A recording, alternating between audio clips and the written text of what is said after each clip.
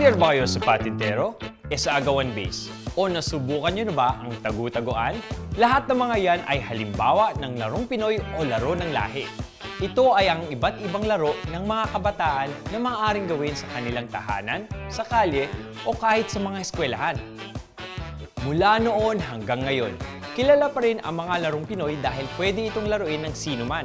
Madali itong gawin at higit sa lahat ay itinuturo nito ang pagiging matibay at ang pagpupursige. Mahalaga rin ang larong Pinoy dahil itinuturo nito sa kabataan ang pakikipagtulungan at pakikipagkapwa-tao.